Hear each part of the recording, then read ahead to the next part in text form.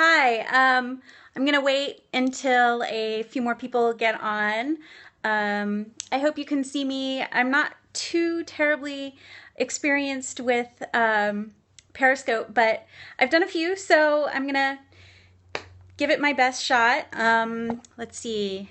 I'm gonna turn the camera around real quickly. Hi! And I'm gonna introduce you to a couple of my cats who are joining me. Yay! Cat scopers! Yay!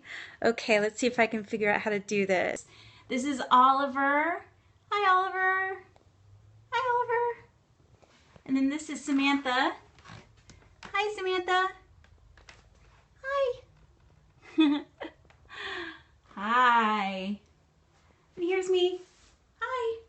I'm in my freshly painted office with all my stuff, my cat stuff. It's still a little bit of a mess. Hi, Monique. How are you doing? I'm going to turn this around. Okay, so I'm going to get started. I know that there are some other people that are going to probably join us, but I don't want to go too long. So what I wanted to do is talk a little bit about some of the stuff. No problem, NYC neighbor dog. What I want to do is talk about a class that I'm going to be giving at Purrington's Cat Lounge on Friday. And it's called Litterbox Purrvana. And it's all about how to make your litter box just irresistible to cats, because cats, one of the main behavioral issues that they have, that the people request service for is like, hey, my cat's going outside of the box. What do I do to keep that from happening? So this is kind of a beginner's course in setting up your litter box situation so that your cat will love it. Anyway, one of the aspects of my class is going to be about different litter types. So last night I did an experiment to test my own litter. I mean, it's not gross, I promise. And it's my cat's litter. It's not actually my litter.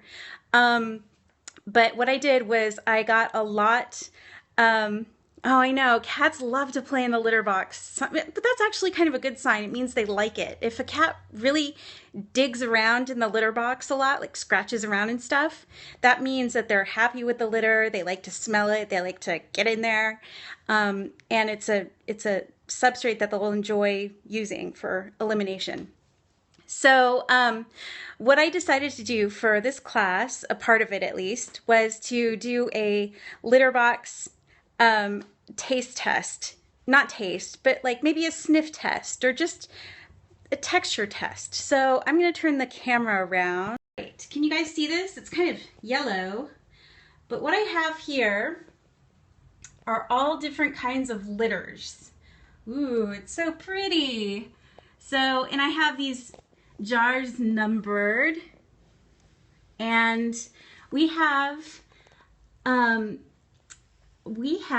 all different types of litters, so various different kinds. So actually, yes, so you just asked a question about keeping a litter box in an enclosed area. It's generally not very good to do that because cats have really sensitive sniffers, and ammonia scent will build up in litter. No matter how clean you keep it, it will build up over time. And that can be toxic, but also the particulates in dust, in the dust out of clay litters can be harmful as well. And I was actually doing some research today, and pine can be toxic as well.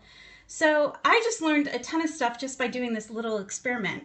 So what I have here is, and it's just not very good to breathe that stuff in. It can cause upper respiratory infections. Yeah, that's Samantha. She's on my chair.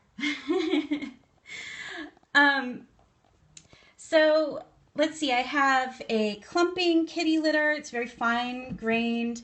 I have something from the Breeze system. It's basically water resistant, and liquid filters through it, but you can see how dusty it is.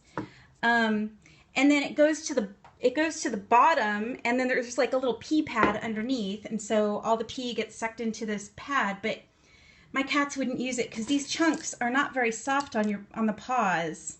They're pretty hard and they don't really like the texture.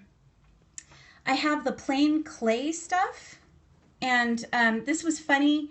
The bag actually said, now more fragrance for better odor elimination. And I was like, no, no, no. You don't need more fragrance, and you want the opposite of fragrance, actually. I wish you could smell what I'm smelling right now. Anyway, yeah, this is the clay stuff that I used when I was a kid, you know. It's like not clumping. It just kind of absorbs moisture, and it's very dusty. I mean, I don't know if you can see my fingers, but ew. This is the feline pine. Sorry, Malin. Yes, humans want fragrance. Cats really do not. This is the feline pine. It has a clumping agent in it, but it was the worst at absorbing.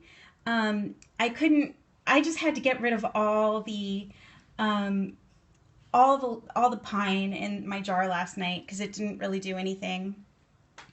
This is the world's best cat litter. It's corn-based. It's, in my opinion, maybe not the world's best. My cats didn't like to use it, but it could be the texture. I don't know. It's like kind of like grape nuts. This was one of those lightweight litters, and it absorbed really well, but it's very, very smelly. It is highly scented, which I don't care for. I have a sensitive nose too, and I'm just wondering if I really have a problem smelling it, then I'm sure my cats do. And then this was... these are those crystals, which I don't see as being very soft.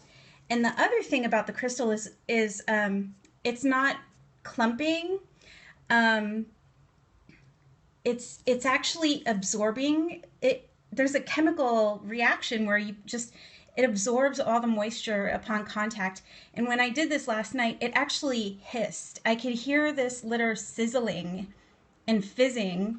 It was just gross. I don't think this is biodegradable. I don't think this is biodegradable. I'd be shocked if this was. Yeah. So anyway, this is what I have on my plan for Friday. I even have yeah, it was kind of like Pop Rocks, but without the explosions, but just like the sizzling. I actually have diluted ammonia that I'm going to use in Friday's class so that people can actually smell after the ammonia water has been added. Well, Fresh Step, this is Fresh Step crystals, and this is Fresh Step, Ultralight. The Ultralight was good at absorbing, but again, it really smells. The brand I use is Arm & Hammer. It's fragrance-free. It's very fine. It was really a strong clumper. Yeah, I don't know. I think it's just a matter of trying things and seeing what your cat's like. Much my experiment, and I don't want to run too long. So do you guys have any questions? I know I was kind of talking. Okay, got it. 1 more minute. Maybe I'll take just a quick question or two, and we can wait while Joe gets set up. What's better for all your kitties? Well, are you talking about litter box, like a different kind of litter? I use the Arm & Hammer clumping litter, multi-cat litter, yeah, and I'm honestly not sure what the difference is in clumping multi-cat versus single cat. I really don't know. Oh, boxes. So one of the biggest mistakes that people make is using a store-bought litter box, like from the pet stores. And it was, those are very, very small. You need a box that's at least 1.5 times as long as your cat is, not including the tail. But make sure your box is big enough, and the sides don't really matter unless your cat has elevator butt. and in which case you want a tall side. And I tend to prefer not using a hood because that traps in scent. Yeah, and actually, is it Malin? I don't want to mispronounce your name. We have one box for every cat plus one more. So yeah, elevator butt, it's kind of a pain. Sometimes you just have to break the rules and put a hood on it. It's just whatever works. All right, so I'm going to sign off because I don't want to miss anybody else's Periscope. Thank you so much for tuning in, and I will see you guys later. Bye.